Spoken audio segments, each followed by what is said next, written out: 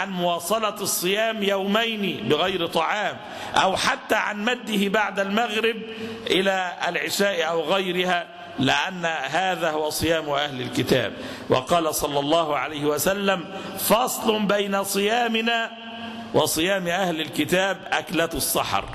وجعل هذا هو الطعام المبارك، حتى أن صحابة رسول الله صلى الله عليه وسلم كانوا إذا شغلهم القيام حتى اقترب الفجر هرعوا إلى تناول سحورهم، لأن هذا هو الطعام المبارك، وهذا هو الفصل بين صيام المسلمين وصيام غيرهم. حض رسول الله صلى الله عليه وسلم على أن تمتثل الأمة للفروق، حتى وإن رآها البعض شكلية، للفروق التي بينهم وبين غيرهم، حتى تتميز الأمة في عقيدتها. فكما أنها أمة التوحيد وغيرهم هم أمة التثليث، وهم الذين قالوا أن الله اتخذ صاحبة وولدا، فكذا ينبغي أن تكون شريعتهم تخالف شريعة غيرهم. وكثير من الناس يتعمد أن يخلط الأمور ببعض، وكم يحتاج هذا الأمر إلى توضيح. أمة الإسلام ينبغي أن تكون متميزة، لا يعني أن يؤذن للكفار أن يعيشوا في بلاد المسلمين بعهد أو بذمة، وأنه يراعى لهم عهدهم وتؤدى إليهم ذمتهم، وأنهم لا يظلمون طالما لم يخونوا العهد ويخرقوا الذمة. لا يعني هذا أن يكون الأمر فيه تمييع لدين الله تبارك وتعالى، أو خيانة للأمانة بأن يقال لهؤلاء أنتم على دين حق. هذا كذب على الله، كذب على دين الله عز وجل. لقد كفر الذين قالوا إن الله ثالث ثلاثة. أو أن يمسك عن دعوتهم إلى الحق، هذه خيانة للأمانة. الله عز وجل حمل هذه الأمة أمانة حمل النور إلى الناس، فمن سكت عن هذا لا نقول أنه يجامل الآخرين، بل يظلمهم، إذ يمنعهم من أن تصل إليهم الدعوة إلى دين الله تبارك وتعالى، وأن يعلمهم أنهم إن ماتوا على ما هم عليه ماتوا على الكفر.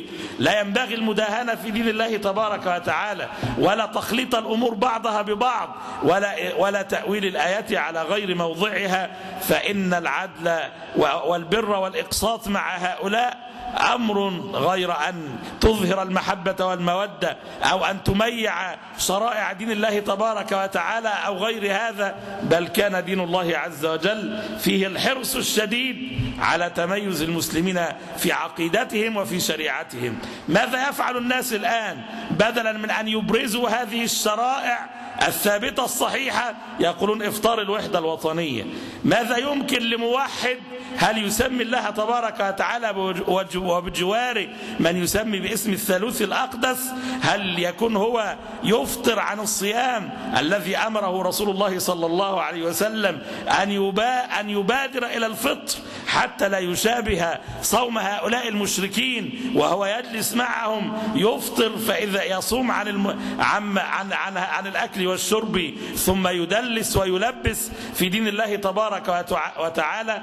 إن الذي ينبغي أن يوضح جليا أن للكفار الذين يعيشون في بلاد المسلمين بعهد وأمان حق بأن نتركهم وما شاءوا أن يدينوا به، شريطة أن ندعو وأن نبين وأن نوضح دين الله تبارك وتعالى. وإلا فماذا كانت دعوة جميع الأنبياء والمرسلين ودعوة رسول الله صلى الله عليه وسلم وقد خرج في قومه وهم يرون دينهم هو أحسن دين، ولا يحتاجون لأحد أن يأتي ليدعوهم أو ليبين لهم ما هم عليه من باطل. وكان رسول الله صلى الله عليه وسلم فيهم من أشرفهم نسبا وحسبا، وعرضوا عليه الملك والجاه وغير ذلك، وكان همه الوحيد هو أن يبلغ رسالة ربه وأن يدعو إلى دين الله تبارك وتعالى. يأتي البعض الآن ويقول اترك الناس وشأنهم وما اختاروه. ولماذا لم يترك النبي صلى الله عليه وسلم البشرية بأسرها وهم ما بين يهودي ونصراني ومجوسي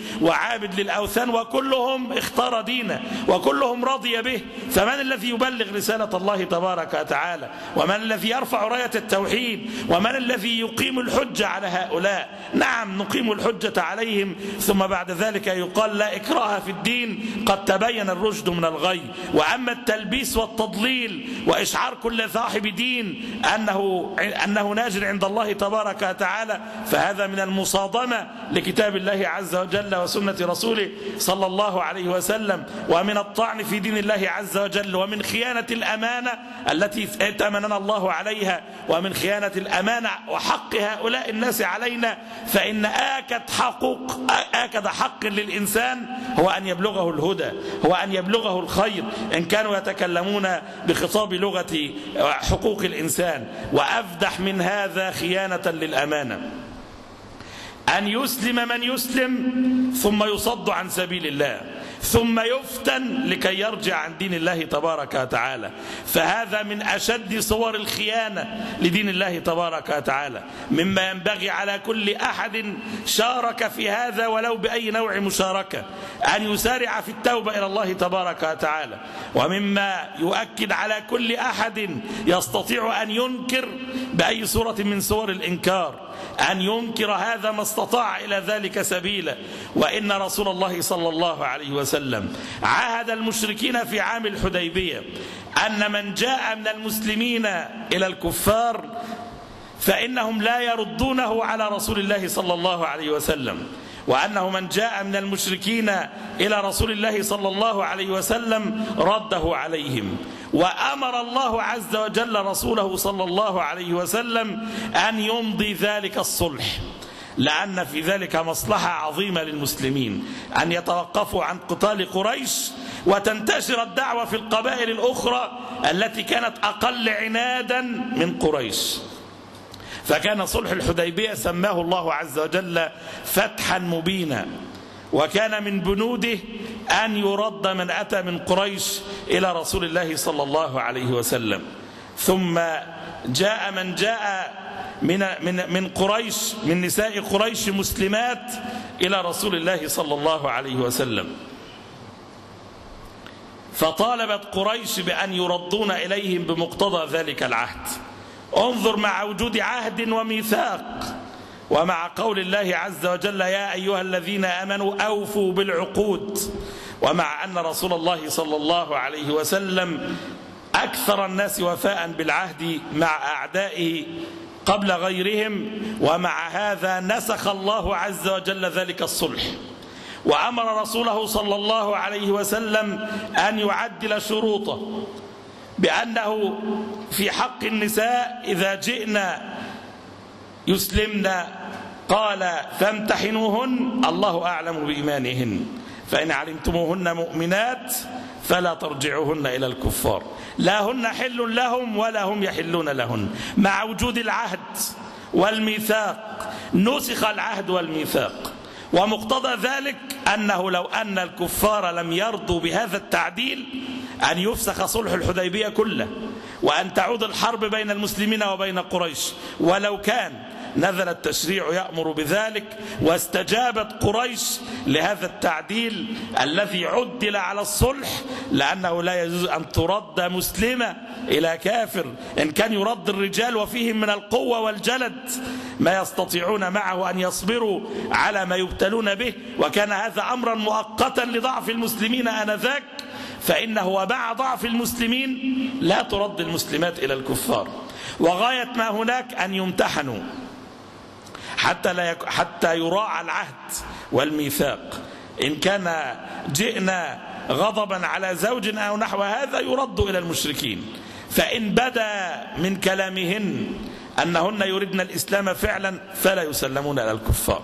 وهذا الامتحان لا مجال له الآن، هذا الامتحان كان مراعاة للعهد فقط، وأما من تسلم الآن أو من يسلم فلا يمتحن ولا يختبر، حتى لو جاءت من تسلم غضبا من زوج أو سخطا عليه، يكون الله تبارك وتعالى قد قدر لها الخير من أن تسخط على زوجها فتسخط على دينها وهو أهل للسخط فتأتي إلى الحق. لا مجال لهذا الامتحان الآن، وإنما كان هذا الامتحان مراعاة للعهد. ومع هذا من تسلم تمتحن وتصر على الإسلام وتناظر كبارائهم إلى أكبر رأس فيهم وتظفر عليه في المناظرة، ويقرأ عليها ما يقرأ من الشرك فتقرأ عليه كتاب الله عز وجل، ومع هذا يظل الامتحان قائما. هل هذا من دين الله تبارك وتعالى؟ وفي شهر رمضان وفي ذات الوقت يكون أهل الإعلام يلبسون على الناس، ومن ينتسبون إلى العلم والدين يقيمون ما يسمونه بموائد الوحدة الوطنية أو غيرها. بل وأفظع من هذا أن تقوم بعض الفضائيات الإسلامية، نسأل الله تبارك وتعالى أن يردهم إلى الحق ردا جميلا، ونناشد المشرفين عليها من المنتسبين إلى العلم والدعوة أن يراجعوا ما ينشر، فإن كانوا لم يطلعوا عليه فتلك مصيبة، وإن كانوا اطلعوا فالمصيبة أعظم. أن ينشر في فضائية إسلامية في فيلم كرتوني يخاطب أطفال المسلمين أنهم يمتدحون رجلا مسلما عليه دين يريد أن يسده وإلا سجن، فيسأله كافر أن يعطيه إياه يقيم به عملية جراحية فيعطيه إياه ويختار السجن لكي ينقذ جاره الكافر. فهذه من المداهنة التي لا تليق أن تقال، لا سيما في زمن يبتلى فيه المسلمون والمسلمات ويفتنون عن دينهم. وكيف يختار المسلم أن يذل نفسه بالسجن لكي ينقذ حياة كافر؟ نعم، نحن نراعي العهد والذمة فننقذ غريقهم ونطعم جائعهم، وهذا من باب أنه وفي كل ذات كبد رطبة أجرى. فهذا من أخلاق المسلم ومن إحسانه إلى أهل ذمته. وأما أن تبلغ المبالغة الفجة هذا المجال في وقت كان ينبغي أن يقال فيه لماذا يفتن المسلمون والمسلمات عن دينهم، لماذا يمنع من أراد أن يدخل إلى الحق والهدى والنور من أن يؤمن بالله عز وجل وأن يخلى بينه وبين ما اختار من دين الله تبارك وتعالى. فوالله إنه لو أنهم ذكروا ما ينبغي أن يكون من نجدة الغريق وإطعام الجائع، وهذا من البر والإحسان الذي يجوز أن يفعله المسلم مع كل كافر، ليس مجاله الآن. وهناك من يفتن عن دينه من المسلمين والمسلمات، يمسك عن هذا الكلام إلى أن يرجع هؤلاء عن طغيانهم، وإلى أن يرجعوا عن فتنة المسلمين والمسلمات عن دينهم. وأما أن تكون الفتنة قائمة وأن يفتن من أراد الإسلام عن دينه، وفي ذات الوقت افترضت وحدة وطنية من جهة ومسلسلات في فضائيات إسلامية من جهة تقول أنه تمدح أنه يمكن للمسلم أن يذل نفسه وأن يسجن نفسه لكي يفدي جارا كافرا، هذا مما لا يستقيم في عقل ولا في منطق ولا في دين الله تبارك وتعالى. نعم، نحن أمرنا ديننا أن نعدل مع الآخرين وأن نحسن إليهم، ولكن هناك فرق بين الخزي والعار وبين الذل أمام الكفار وبين الإحسان الذي يأتيه المسلم وهو متعزز بدينه، يأتيه لأن دينه قد أمره بهذا. فينبغي على جمهور المسلمين أن ينكروا على كل أحد مهما بلغت منزلته من أن يكون في درجة علمية رفيعة أو أن يكون محبوبا لأنه يؤدي الدعوة إلى الله تبارك وتعالى، بل من كان من أهل الدعوة إلى الله كان أولى بالإنكار من غيره، لأن حتى لا يلتبس على الناس الأمر بأن الدعاة إلى الله تبارك وتعالى يقولون هذا شهر رمضان مناسبة لكي تمتلئ القلوب بحب الإسلام البراءة من غيره، وبتميز المسلم في عقيدته وعبادته وشعائره عن غيره بدون أن يظلم غيره ودون أن يخضع لغيره وأن يترك إخوانه لغيره يفتنهم. هذا هو درس شهر رمضان، لا العكس الذي يريد الكثيرون أن يجعلوه كذلك. نسأل الله تبارك وتعالى أن يرينا الحق حقا وارزقنا اتباعه. اللهم أرنا الحق حقا وارزقنا اتباعه، وأرنا الباطل باطلا وارزقنا اجتنابه، ولا تجعله ملتبسا علينا فنضل، واجعلنا اللهم للمتقين إماما. اللهم انصر الإسلام وعز المسلمين، ودمر اليهود والصليبيين أعداءك أعداء الدين. اللهم اقتلهم بددا وأحصهم عددا ولا تغاضب منهم أحدا. اللهم اغفر لنا والمؤمنات والمسلمين والمسلمات الأحياء منهم والأموات، وصل اللهم على محمد وعلى آله وصحبه أجمعين.